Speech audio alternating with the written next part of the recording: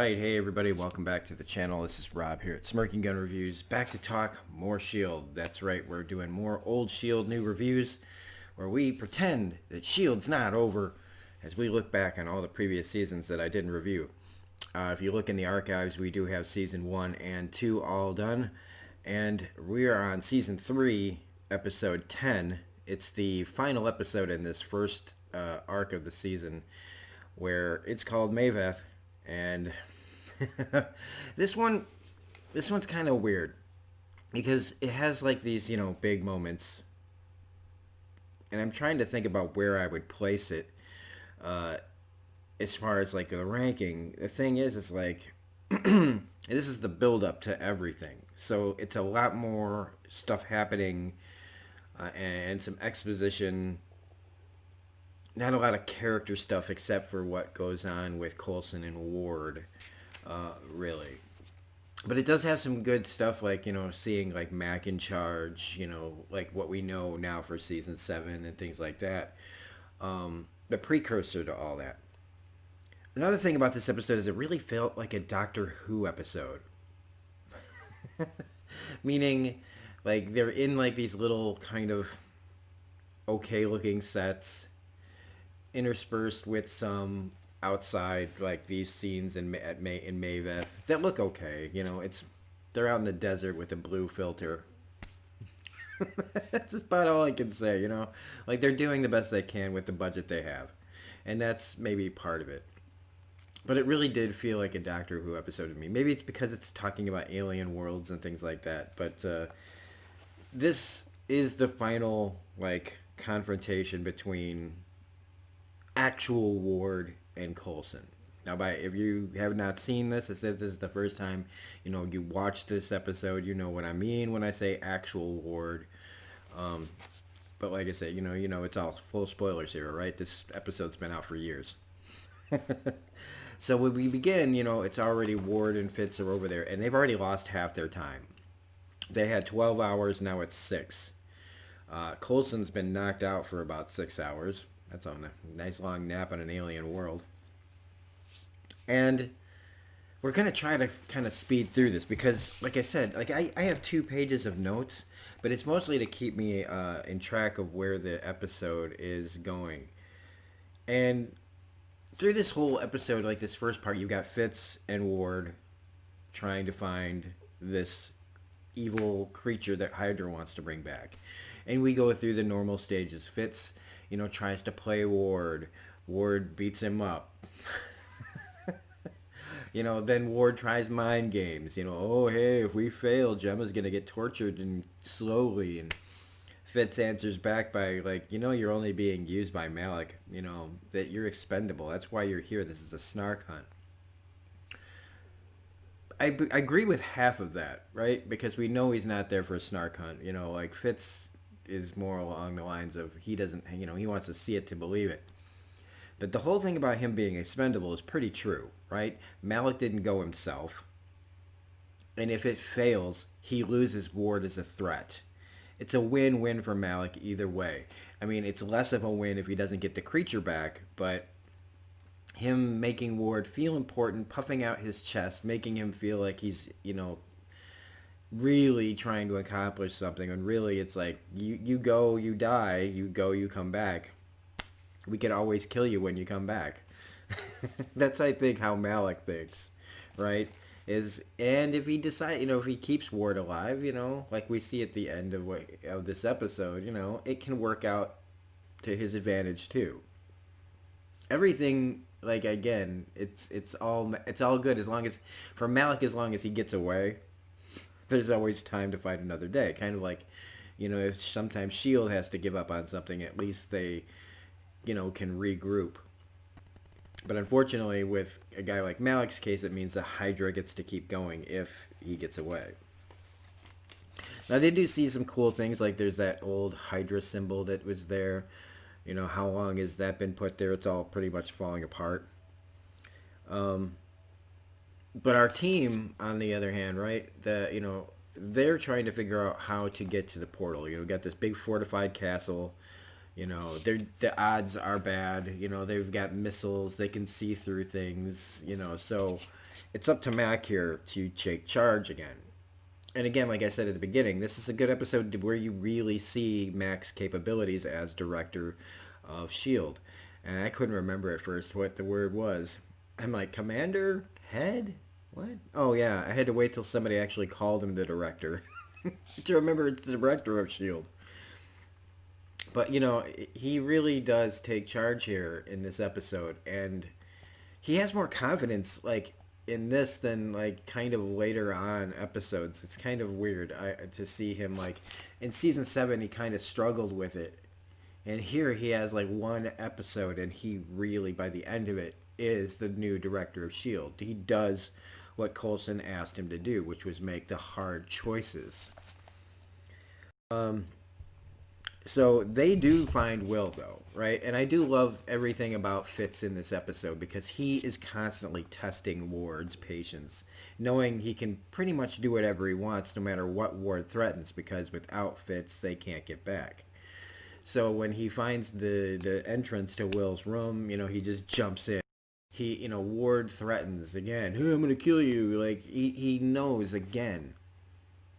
You know, he might have to talk Ward out of things, but it's still, you know, it's that whole thing that I always talk about. Don't pull a gun on somebody unless you're going to actually use it. That happens a lot in this episode where somebody pulls a gun, somebody gets talked out of it. Everybody's always gun happy. Well, they find Will. They see the symbol on his jacket. Again, Ward goes right to child mode, right? He goes right to child mode. Oh, hey, maybe you want to kill this guy because he's the one that was keeping Gemma warm at night. Like, he's that brother, like the older brother that you know loves you, but in this case, he's just he. It's that Ward's twisted sense of, like, family. He's so fucking childish. But Coulson finally wakes up after his little dream with Rosalind. I love the line that he throws out there. Now, I feel like this was right around the time that the Disney deal had gone through. I believe the Disney deal had gone through. And by now, it's like season 3, right? So if first season was Winter Soldier, second season was Age of Ultron, yeah. We're in Civil War territory now. So we're in Civil War Spider-Man territory now. So he's like, he sees the desert and he's like, I'll be damned, Tatooine. I love that moment. I had forgotten that he said that. But, you know, you get the two teams together up on Earth. You've got Mac, Bobby, and Hunter, and as Mac puts it, May and the Power Rangers. Mac has always been great with the little one-liners, the nicknames like Tremors, things like that. He's always been good for that kind of thing. More than that, but I love his nicknames. But they come together pretty quickly. You know, they use Lincoln's power to cut the power at the camp. Fitz, you know, like you get Joey later on who gets to use his powers against the guy in the suit. Again, Mark Dacascos, he doesn't get much to do here. He is a threat. They do, you know, I kind of feel like that. I've said it before, like, you get this guy in here, you need to do something with him. And so far, all they've had him do is look scary. So Fitz, you know, he and Will conspire to go against Ward. Now, the whole time I'm watching this, I realize, like, I was trying to remember what the extra deal was with Will. And as soon as they got back there and he started talking, you could just tell. All right, we're going to talk about this right now. It's not Will, right? It's pretty telegraphed that it's not Will. And once you get to the part where they talk about and they see the ancient city, it's like, oh, yeah, like, I don't know if I understood what was going on with Will, but, like, watching it all these years later and still not remembering right away, it was, like, almost instantaneous after they got him up and we're walking. Then I was like, oh, yeah. As soon as he talked about smelling blood, I was like, oh, that's not Will. So this whole time, it is leading them to the portal. It is siding with Fitz because Fitz made it clear to him that I'm the only one who can get you back. Ward is just going to kill us. So this thing doesn't care about Ward. It doesn't care about like any of that stuff. It just is about self-preservation.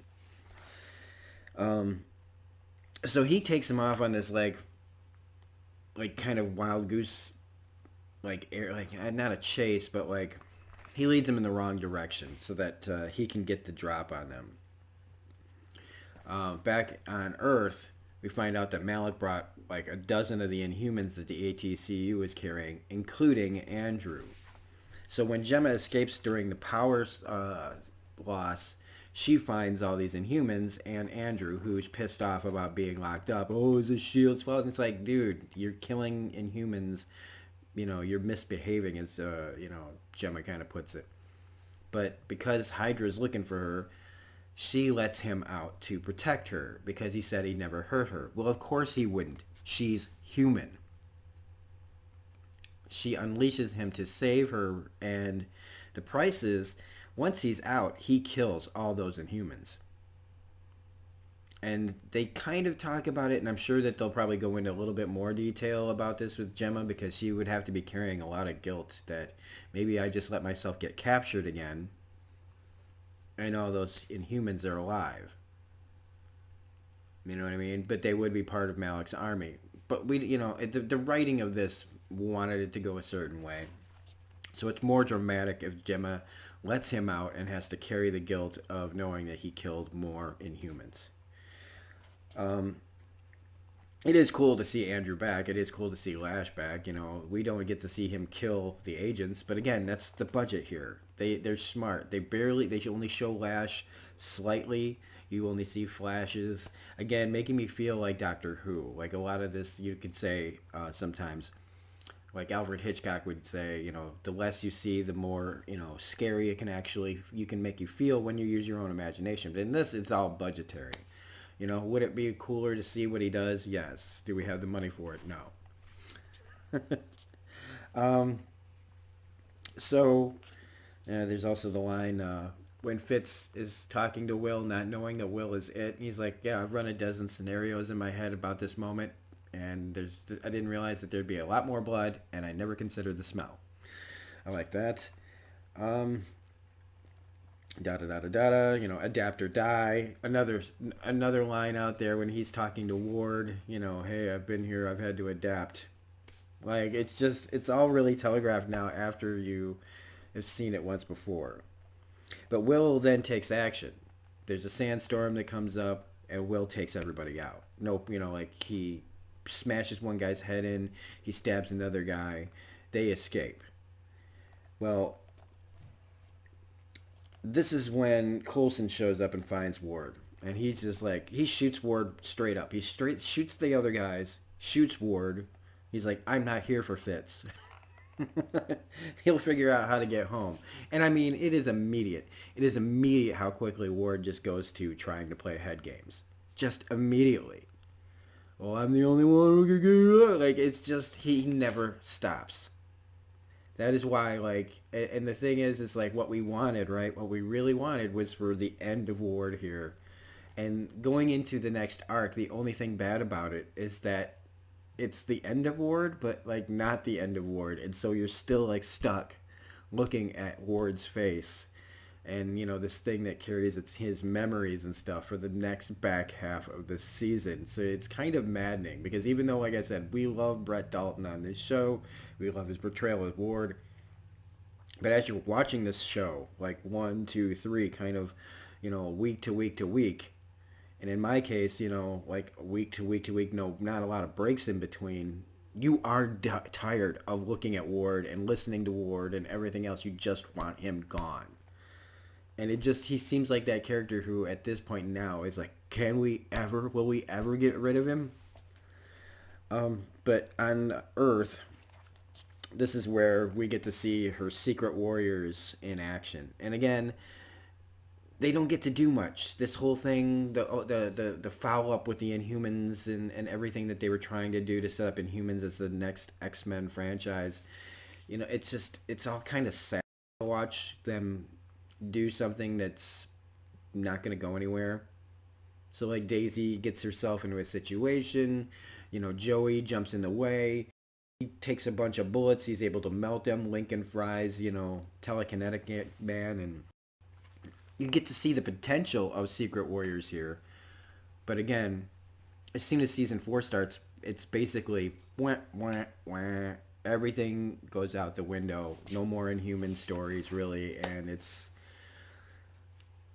everything that they did, starting kind of in season 1 all the way to 3.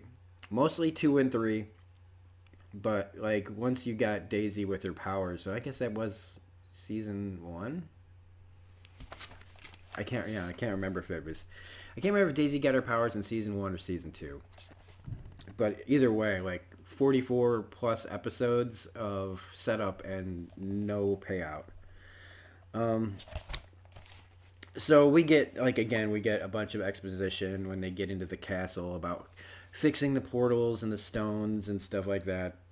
But May goes after Andrew after specifically finding out that he was there, and she's like, "We don't have time for this. He is not the mission. You are, Gemma. We got to get you out." She dips, and we think we're gonna get a confrontation, but we don't. It's just her finding all the dead Inhumans, showing that that is what the cost of letting him out was. We might have gotten Gemma out, but he's just continuing on, and they don't even know if if there is an Andrew anymore, because they did say that the longer, he's still changing. He's still becoming what he's going to become, which will be Lash full time.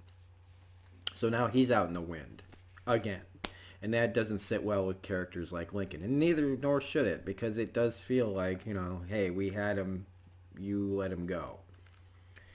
And Ward and Coulson, again, like I said, Ward never lets up, trying to talk about his history and why he ended up this way. And it's just like, I was looking for a father figure, vengeance, closure, but now I have meaning. And so now it's just like he's gone through all of this, and now he's just glommed onto another thing. I have purpose now. He gets that kind of purposeful look in his face. But it's like, it still feels like more window dressing. It still feels more of a mask that he just puts on again, like just another thing to keep going. Almost desperation, I would say, like for his character to just, he knows he's probably on his way out if he doesn't, get some miracle to happen. And it's just him trying to convince himself again, that all this means something. Everything that he's done, all the people he's killed, it has to mean something. I think he even struggles with it. He just would never openly admit it. Coulson doesn't even care what he's saying. He just shoots him again. He's like, well, vengeance feels pretty, satisfying to me. And I love that there's a difference, like, in this scene with the look on Coulson's face mixed with the look compared to the look on Ward's face. Ward has this look of purpose that doesn't feel like genuine. It feels like somebody who drank the Kool-Aid, or really wants to believe that the Kool-Aid they drank is going to give them some purpose. Meanwhile, Coulson's look is just this hate with a smile. Like, you can say whatever you want. I'm going to shoot you. It doesn't matter. This ancient alien god. Like when they talk about what's coming through, and Mac being like, would you listen to yourselves? But this is the point again where he really hardlines it. He gives them an order, and they all start making plans. They all start deciding to do whatever they want, and he finally has to snap and say, that was an order. Okay, he put me in charge to make the hard choice. Here it is. I'm making it. I'm staying here. Daisy decides to stay with him and then blow up the castle if we can't get him out. That is the move we have to make. Not all this. This was Mac's moment. This was his almost endgame moment, right? Like in Infinity War, one of the reasons why they lost is because nobody was willing to sacrifice anything. Thanos was. This right here, Mac is already doing an endgame and saying, I'm taking it. Like, if I die, I die, but we win. We get everything done. We at least stop the bad guys. Really good leadership here, even if it is a self-sacrifice. But here, when at the end of this, we see the cities, and this is where the jig is up for old Will / it. Because you see this cool-looking, decrepit city, and he just has way too much information. He knows way too much. He's just like, oh yeah, this place had, what does he say, 9 cities, advanced civilization. They warred against each other. They were really easy to pit against each other. As soon as he's basically saying, this is what I did. He's laying out his evil plan as like casual travelogue kind of situation. And that he, Fitz tries to help him because he's bleeding and he sees like the tissue is all dead. He's like, oh yeah, Will died saving Gemma from me. And so you get the whole little fight there. Fitz can't, Fitz can't, do anything about this guy. And we may intermix this with Shield preparing to take out the castle, and Coulson, bringing Ward to Fitz. And this is where we get the final confrontation. And just really quickly, I'm gonna kind of skip ahead to it. All right, so that's a pretty good spot to jump in on. So Coulson and Ward finally have it out, right? This thing gets the drop on Fitz. Coulson gets there. It's gonna smash Fitz's head in. Coulson shoots it, and then Ward takes this opportunity to attack Coulson. And meanwhile, Fitz, doing his best right here to just stop this thing from getting to the portal. So he takes the gun, he shoots it a bunch of times. Then he finally busts out the flare gun and puts a complete end to not just Will, who he was, but also to it, at least presumably. And this is a pretty good effect. This was a nice, he's burning like and just turning to dust right in front of our eyes. Meanwhile, Daisy's trying to keep this portal open and passes out. It's too much for her. And we finally get the final, it's time to go. Ward has been shot up. He's beat the fuck up. It's time to go. And he takes his robot arm and crushes Ward's chest in. He sees like Rosalind, he sees that flash at her. And he just takes his hand and crushes his chest, like crushing his heart. It's very fitting. It's like, you might think on the surface, why is he using his hand? Why didn't he just shoot him? But really, he took, Ward took Coulson's heart, so Coulson crushes Ward's to kill him. It is a pretty interesting way, I did not expect it to go this route as far as taking Ward out. It's a really, poetic way of doing it. He doesn't even get any more words out. No more talking. It's just done. And then he takes his hand off and leaves it there. And after May nukes the castle, of course, Mac shoots out of it, and you get the whole team reunited on the ship. And it's really emotional. Gemma and Fitz reunite. But there's that look that Fitz and, Coulson had as Fitz sees Coulson kill Ward. He looks at Coulson a little differently now, but I mean, that's what they were there for. All the things that Ward has done led up to this moment.